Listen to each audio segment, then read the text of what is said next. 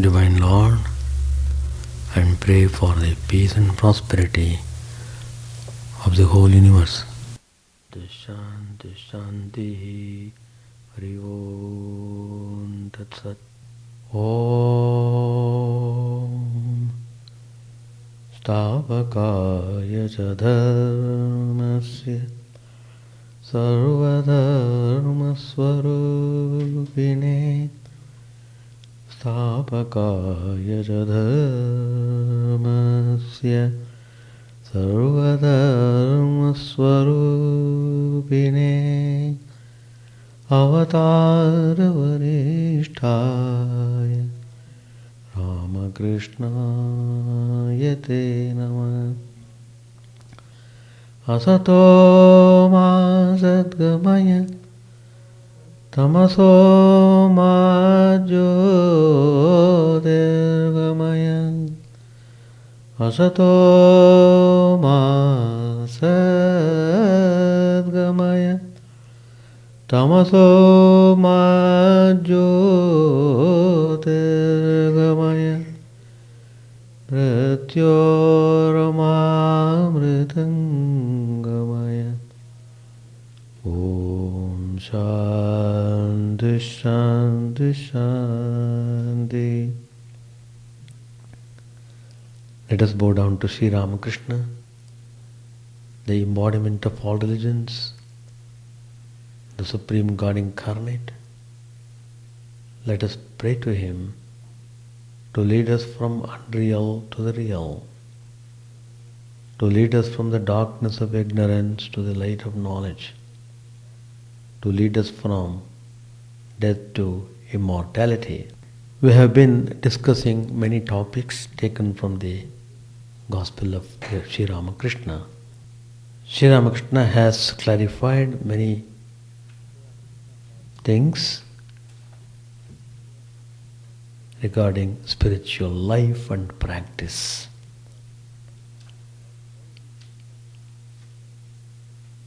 Why these incarnations come? It is only to help us, to make easy, to guide us in the spiritual path, to remove all confusion, doubts from the mind, and to instill faith in the spiritual life. They come. But this coming and going is only in the relative sense. From the standpoint of Vedanta, there is neither coming nor going, neither birth nor death. Then what it is? It is what it is. You can't describe it. Well, as long as we are in this world manipulating, maneuvering our life, we have to admit that there is this phenomenon, the creation. You may simply say it is all Maya, it is not real. But then we do see things through our senses. It is rather very difficult for us to believe that things are unreal. Herein comes the concept of Maya. As long as you are having a form, body, mind, senses, objects, and all these things, then there comes the importance and significance of the concept of Maya. Maya is a Vedantic term. It only signifies the power. All the activities going on in this world are on account of this most wonderful, indescribable power. We call it as MayaShakti. That's the correct word. When that power is withdrawn, everything stands still.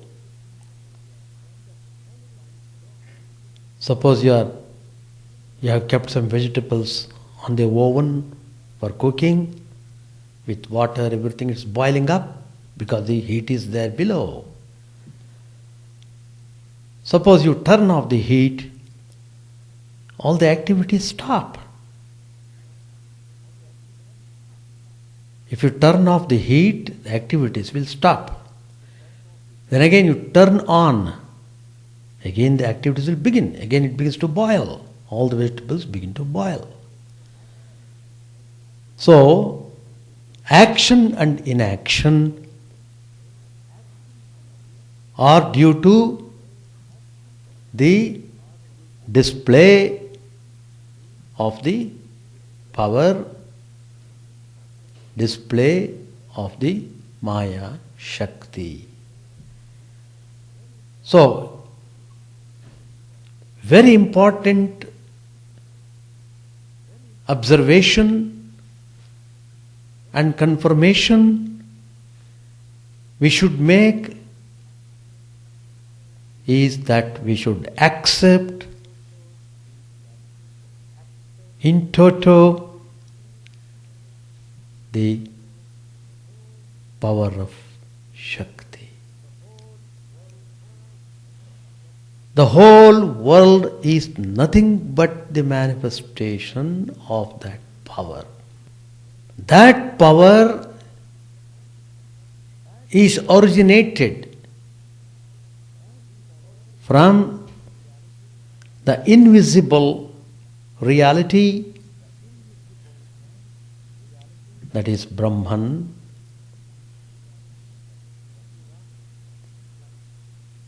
So Sri Ramakrishna explains this concept very clearly in the Gospel. The topic which I am going to discuss in one or two classes. It's very important for us to know things properly so that we can move onward, go forward in our spiritual journey. So Sri Ramakrishna said to Keshav Chandra Sen, one of the Brahmo devotees, very reputed person of the time, who was well respected in whole of Calcutta, and he was London returned. People returned from London would have great respect in the society. Anyway, he was very honest and sincere. But then his mind was not very clear about the path which he was following, and Sri Ramakrishna steps in to correct him and to lead him in the right spiritual path. he was telling to Keshav Chandra Sen, he whom you address as Brahman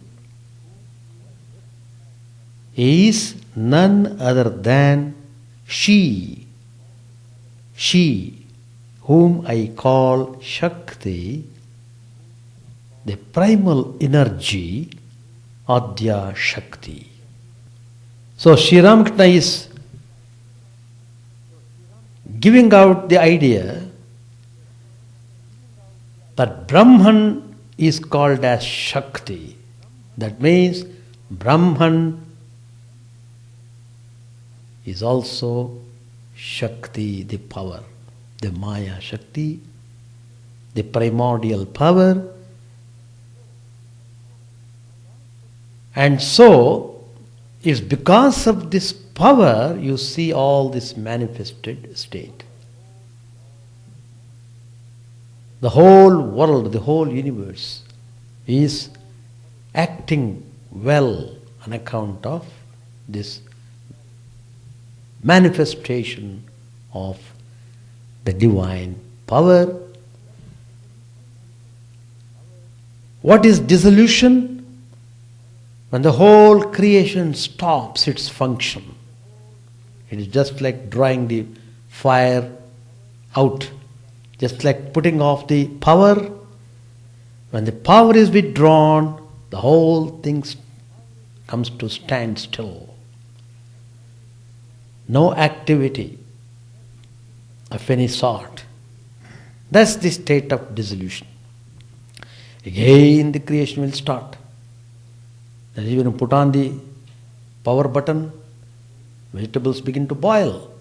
Same way, the whole manifested world begins its activities once again. So, dissolution means the manifested state goes into unmanifest condition. Creation means unmanifested state would come to manifest condition. This going back and forth from unmanifest to manifest and from manifest to unmanifest is going on account of the Adya Shakti, the primal power. From this concept of Adya Shakti emerges the concept of personal God.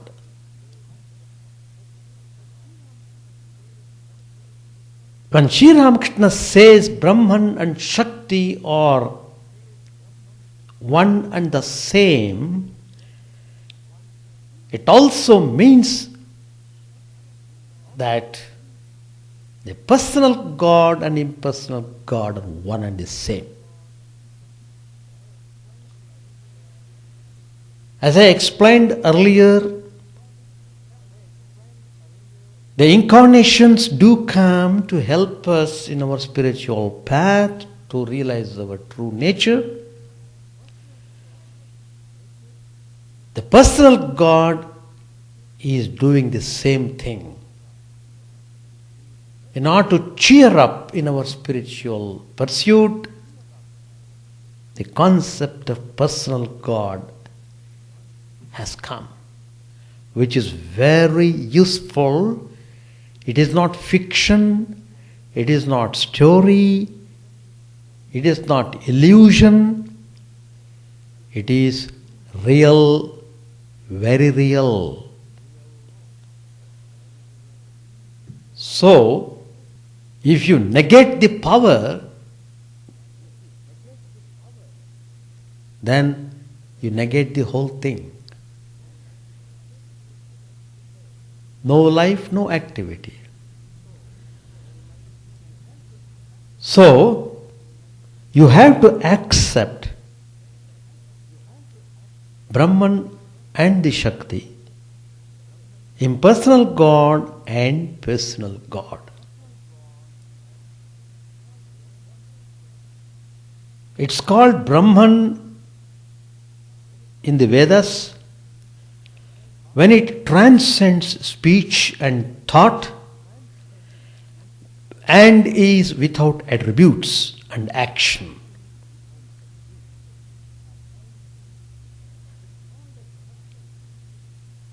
It's called a Shakti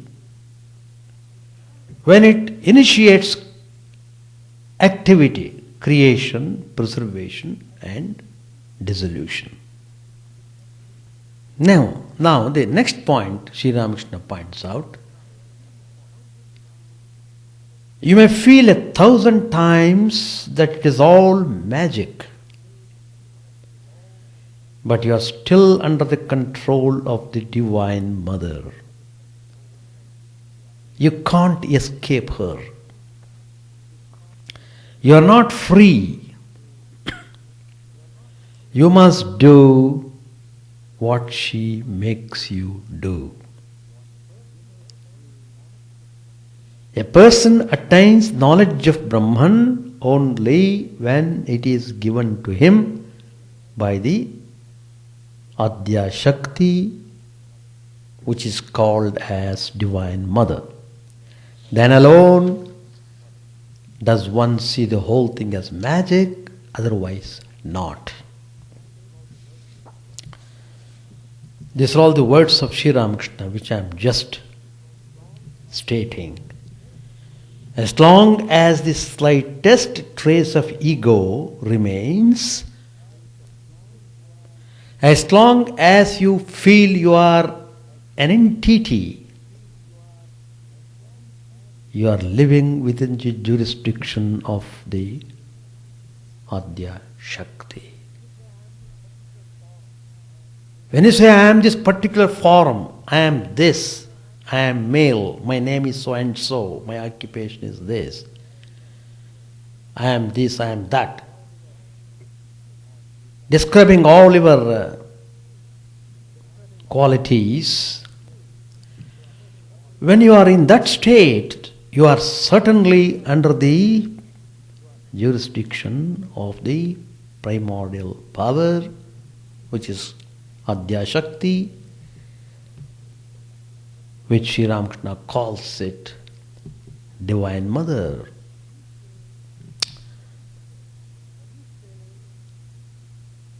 When you say you are a particular entity, your name is so and so, that means you are engaged in some kind of action. So you come under the jurisdiction of Maya. So you are bound to accept that. Until you accept the concept of divine power, you can't have absolute freedom. That means you will be in bondage. Bondage means suffering. Once you accept the divine power, then there is hope of getting freedom. So, the power of Divine Mother is very significant in the activities of the universe. All this play going on on account of that power.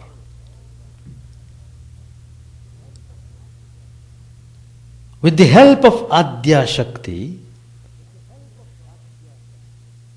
the Supreme God sports as an incarnation. Without that power, he can't incarnate. Please note that point always. When he comes, when you accept an incarnation, you must accept the divine power.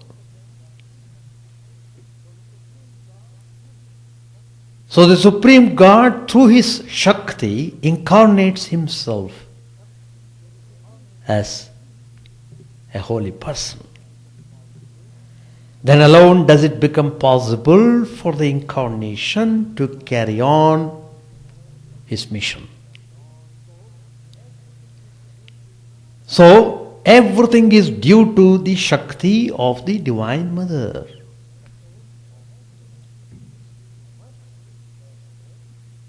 You must, therefore, first of all, accept the concept of the Divine Mother. It should next initiate into next step. That is, worship, adore the Divine Mother. And then propitiate her. Why should you worship? Why should you propitiate the Divine Mother?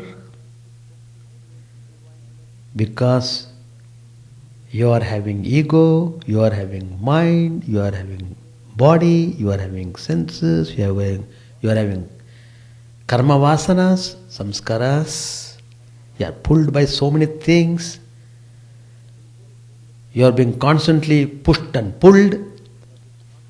So you need desperately the help of the Divine Mother. You are suffocated with bondage, so you want freedom. You can't expect freedom without propitiating the Mother. So Sri Ramakrishna tells that you have to worship her and propitiate her because she has the keys of the kingdom of God. It's very important now.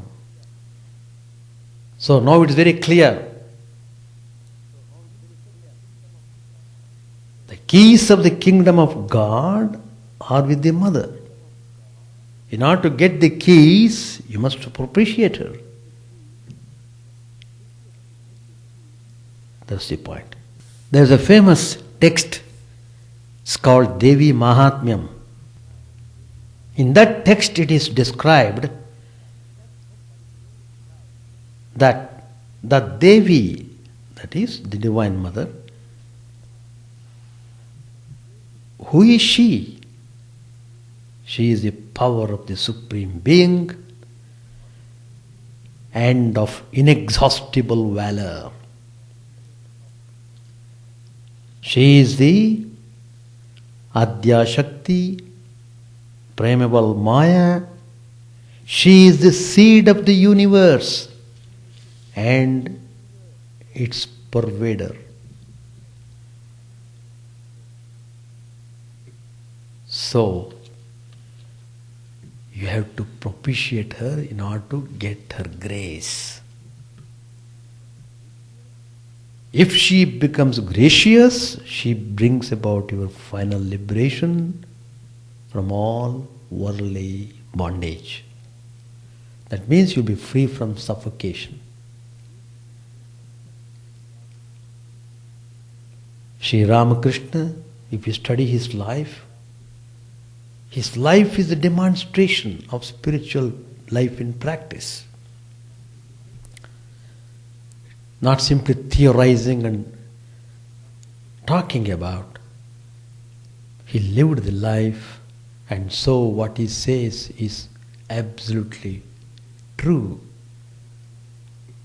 When you come to spiritual life, you appreciate enormously the teachings of Sri Ramakrishna, how everything is opened up, how everything is broadcasted. Go. Let this idea be taken by anybody and everybody. Whoever wants it, let them take. Whoever drinks the nectar becomes immortal. You have to drink it, that's all. So, Sri Ramakrishna, as a worshipper of Kali, the Divine Mother,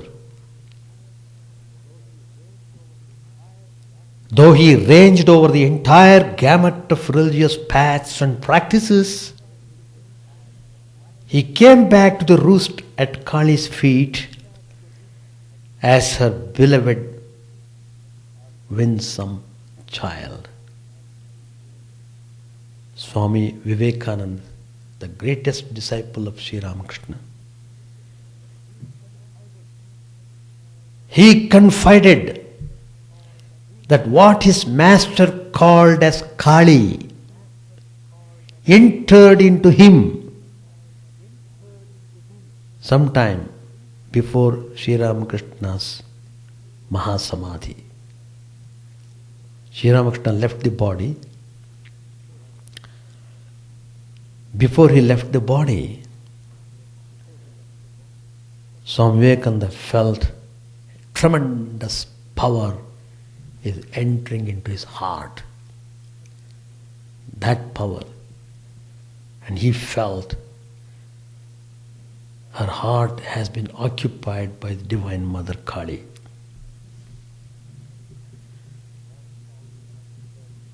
Sri Ramakrishna also has said many times, you can see in the Gospel, what is there here? Nothing but Divine Mother. And now, because Sri Ramakrishna is leaving the body, he has placed the Divine Mother in the heart of Vivekananda to carry on his tremendous work. Do you think it is possible to come several thousand miles away to America from India without penny, without clothes, without food? That itself should awaken you. The glory, the spiritual richness of Swami Vivekananda. How could he have Divine Mother in her heart unless he is pure? So Vivekananda is the personification of purity, master of the yogas, master of spirituality. That's why you could see his talks on yogas, masterly talks. Take any yoga, Raj Yoga, Bhakti Yoga, Karma Yoga. Read them. You feel how they are charged with some kind of supernatural power. How they have got purifying effect on your system. Even if you read once, it does have its effect upon you. People don't read. People don't want to do anything. Even if they are suffering, they are so weak they can't do any practice.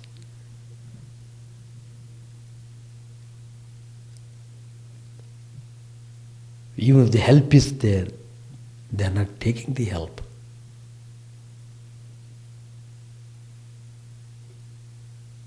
That means probably they have to suffer a little more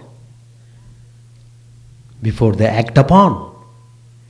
That means you have to get rid of your lethargic tendency. You have to be active, you have to make your spiritual effort. Simply dozing away will not uplift you at all. Swami Vivekananda said to Western disciple about Mother Kali, he said, you see, I can't but believe that there is somewhere great power that thinks of herself as feminine and called Shakti, called Kali and Mother. This statement is there in one of his complete works. Though Sri Ramakrishna throughout his life worshipped Kali Mother,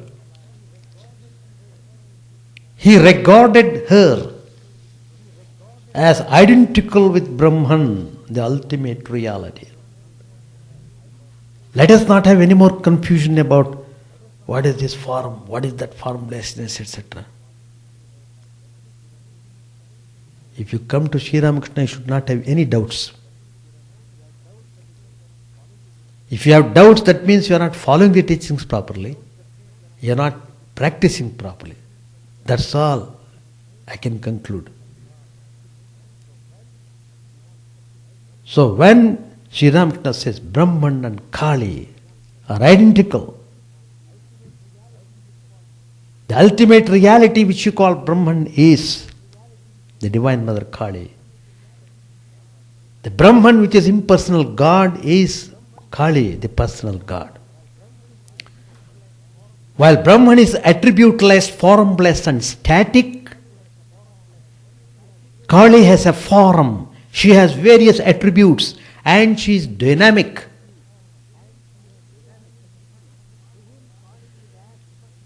To him, Kali is as much different from as a burning power from fire or solar radiance from the sun. In the Gospel, again Sri Ramakrishna says, God Himself is Mahamaya, who dilutes the world with her illusion and conjures up the magic of creation, preservation and destruction. That which is Brahman is verily Shakti. I address that again as a mother. That Shakti, I call it as mother. He who is attributeless also has attributes. He who is Brahman is also Shakti. When thought of as inactive, not doing anything, a static state, he is called Brahman. And when thought of as a creator, preserver and destroyer, he is called the primordial energy, he is called Kali, the Divine Mother. Now, the Upanishads, the essence of the Vedas, they deal with impersonal aspect of God. And they are non-theistic in their approach to the reality. Even in one of the Upanishads, there's a story in Kenopanishad, which you have not read. If you have not read, please read it. It's very interesting. Brahman, the supreme reality, is said to have appeared before the gods, taking a wondrous and adorable form.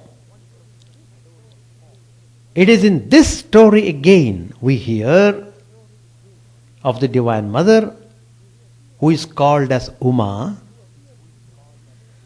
who appears to Indra, the leader of the gods, and dispels his doubts about Brahman. In his commentary, Sri Shankaracharya says that Uma, the daughter of the Himalayas, is ever abiding with the omniscient Lord. Indra, knowing this fact, approached her and asked who the adorable being was. In his comments on the last verse of the 14th chapter of the Gita, Lord Krishna says, He is the support of the immortal, immutable, blissful Brahman. The lordly power by which Brahma sets about the task of blessing devotees, etc. He is Brahman itself. That Brahman is myself, Lord Krishna is telling. Because the power and its possessor are not different. They are non-different.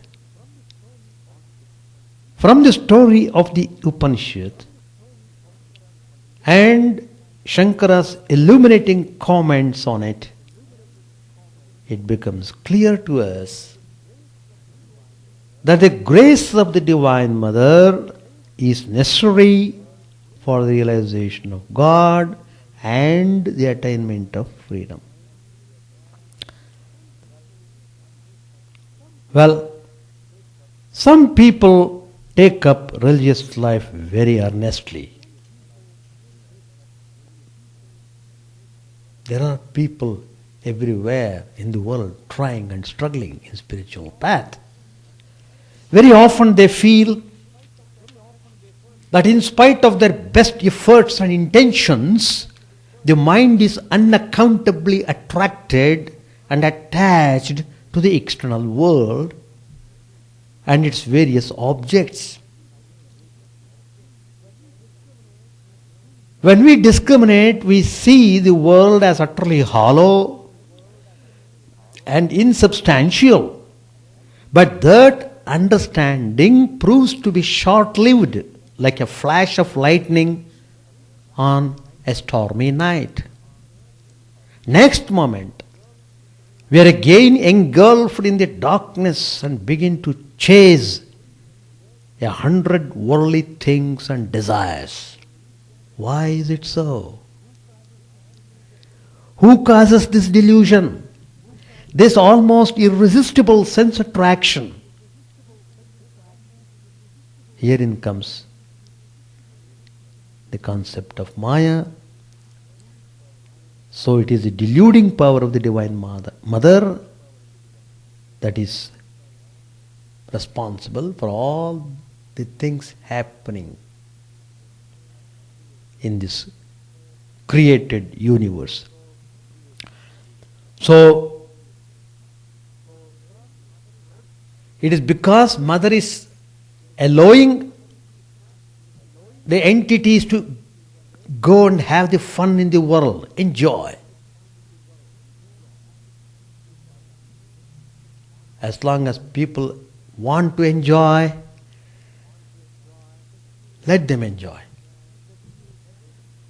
When they feel they need no more enjoyment, then they cry for Mother. That means they struggle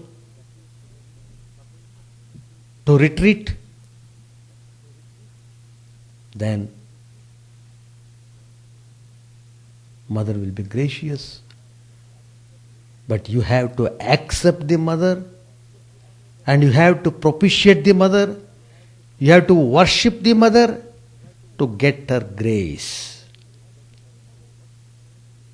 So worshipping of personal God, meditating on the personal God, doing japa of the personal God is nothing but getting the grace of the divine power. I shall continue the same topic probably in 1 or 2 classes more. Page 581. Page 580. A physician prescribed medicine for a patient and said to him, "Come another day and I will give you direction about it." The physician had several jars of molasses in his room that day. The patient lived very far away. He visited the physician later, and the physician said to him, "Be careful about your food. It's not good for you to eat molasses." After the patient left, another person who was there said to the physician, "Why did you give him all the trouble of coming here again? You could very well have given him the instructions the first day." The physician replied with a smile, "There is a reason. I had several jars of molasses in my room that day. If I had asked the patient then to give up the molasses, he would not have had faith in my words. He would have thought, he has so many jars of molasses in his room, he must eat some of it. Then molasses can't be so bad. Today I have hidden the jars, now he will have faith in my words. I have seen the Acharya of the Adi Brahma Samaj. I understand that he has married for the 2nd or 3rd time. He has grown up children, and such men are teachers. If they say God is real and all else illusory, who will believe them?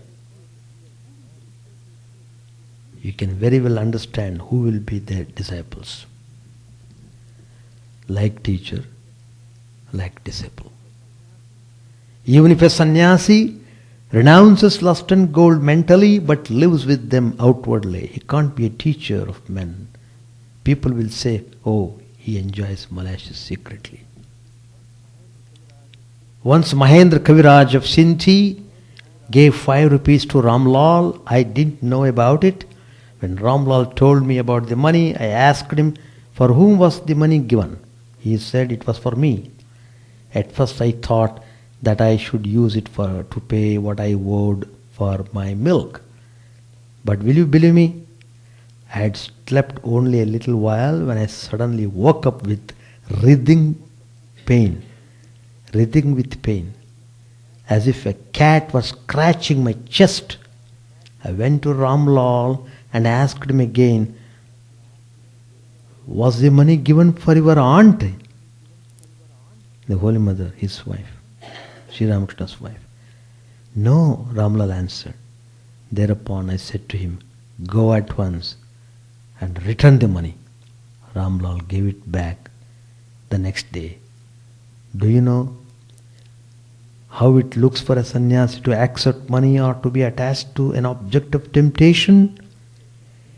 It is as if a Brahmin widow who had practiced continence and lived on simple boiled rice and vegetables and milk for many years was suddenly to accept an untouchable as a paramour. There is a low caste woman named Bhagi Teli in our part of the country. She had many disciples and devotees. Finding that she, a Shudra, was being saluted by people, the landlord became jealous and engaged a wicked man to tempt her.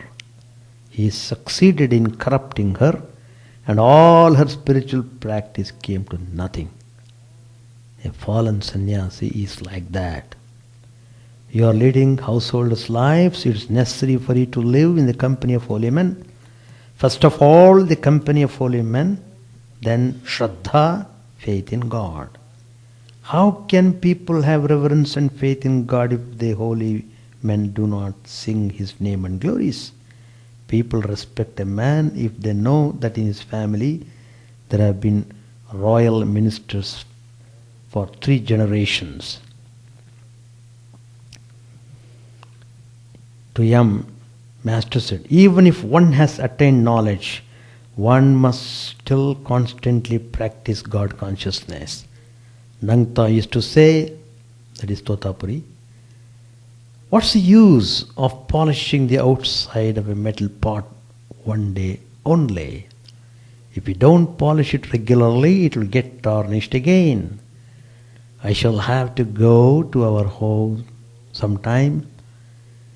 I shall have to go to your house sometime. If I know your house, I can meet other devotees there. Please go to see Ishan sometime. I shall stop here. Any questions to ask? Madhyan? Madhya? Adhyashakti. MayaShakti. Adhyashakti is called MayaShakti. There is no difference at all.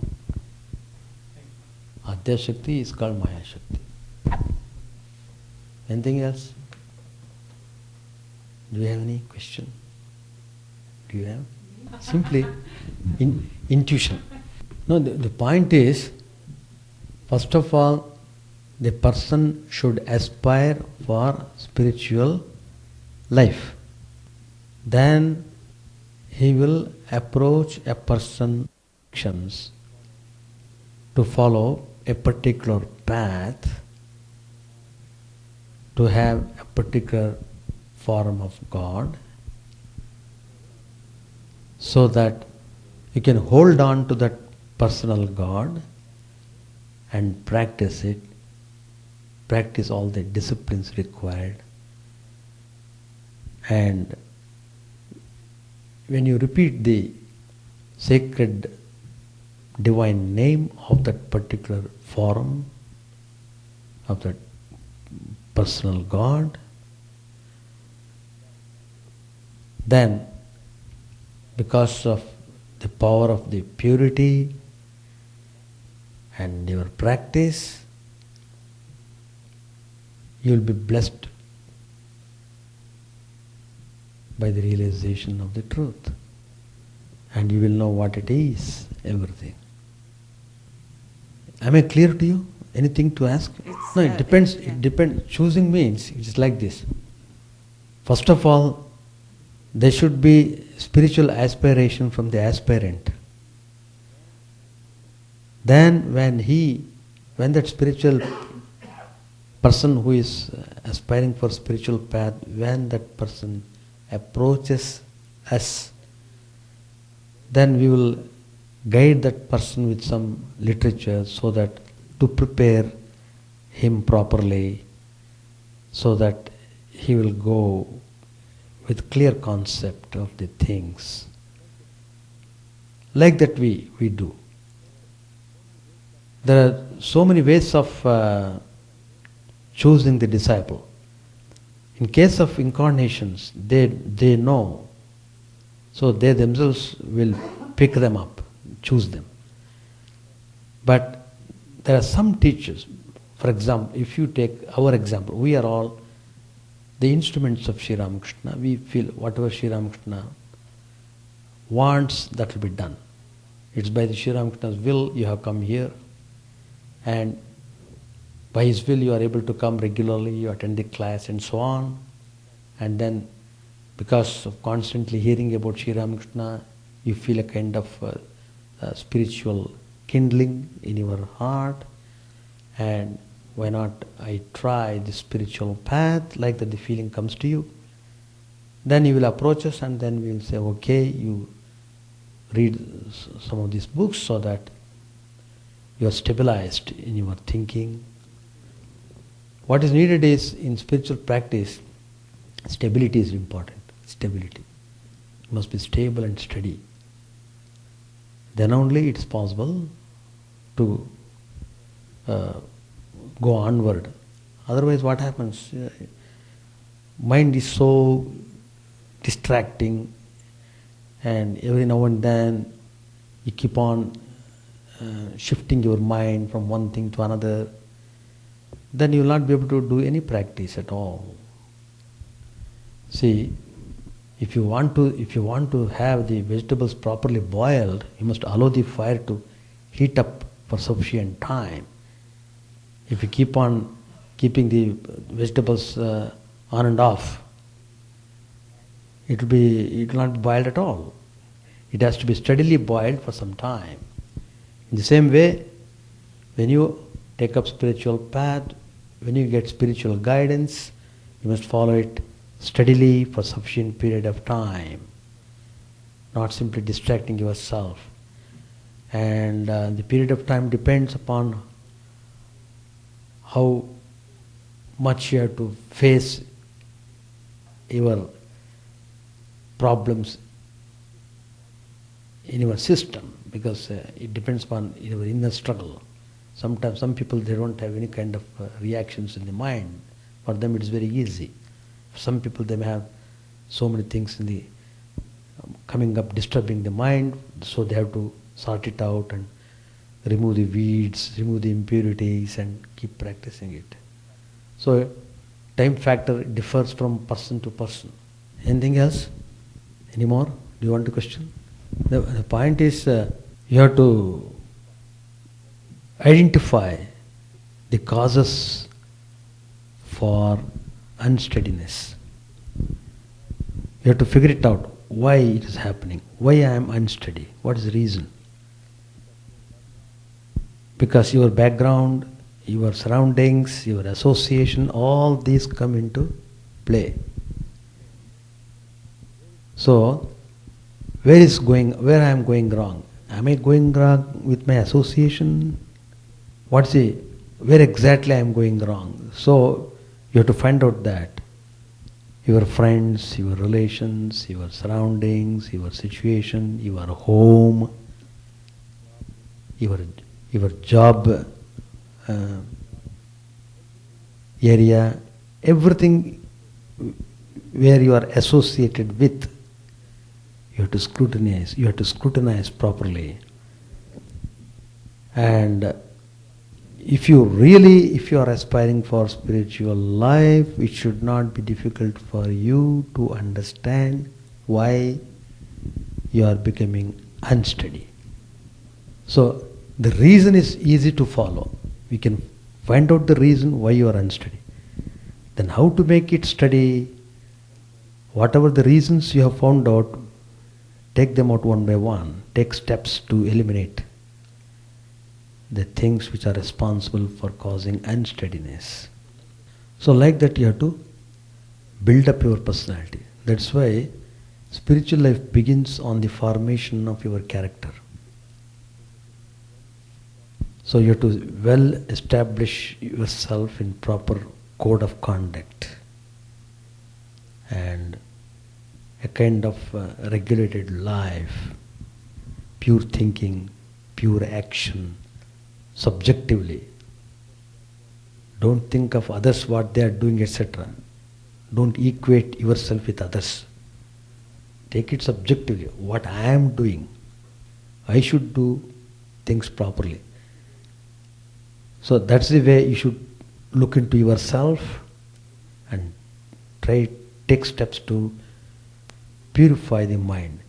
It only shows the mind is impure. To the extent the mind is impure, to that extent you are unsteady. The unsteadiness is because of the impurities of the mind. The impurities of the mind are because of the various factors which I just mentioned. So you have to watch yourself and find out. And not only that, you have to initiate opposite actions. That means hitherto you are having associated with some sort of people. Now you have to reverse it. You have to have association with such people by coming in contact with whom you will be able to have peacefulness of the mind. Like that you have to take steps. Thank you. All right, we shall stop. Chant the name of the Lord and His glory unceasingly, that the mirror of the heart may be wiped clean and quench that mighty forest fire, worldly lust, raging furiously within. O name, stream down in moonlight on the lotus heart, opening its cup to knowledge of thyself. O self, drowned deep in the waves of His bliss, tasting His nectar at every step, bathing in His name that bought for weary souls.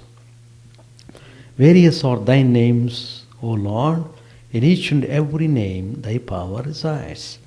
No times are set, no rites are needful for chanting of thy name.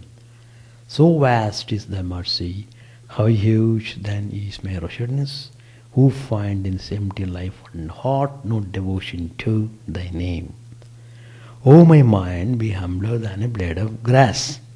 Be patient and forbearing like a tree.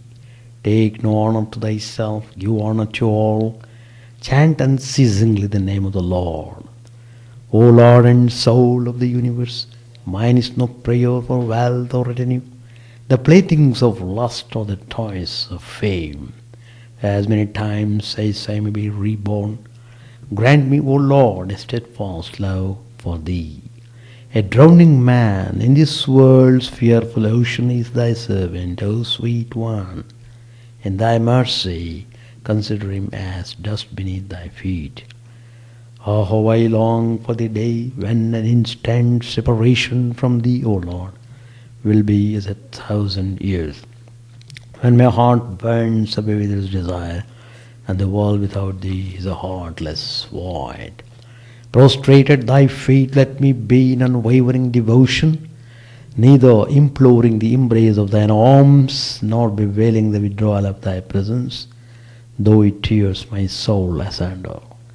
O thou who stealest the hearts of thy devotees, do with me what thou wilt, for thou art my heart's beloved, thou and thou alone. O Lord, lead us from the unreal to the real, lead us from darkness to light, and lead us from death to immortality. May all be free from dangers, May all realize what is good. May all be actuated by noble thoughts. May all rejoice everywhere.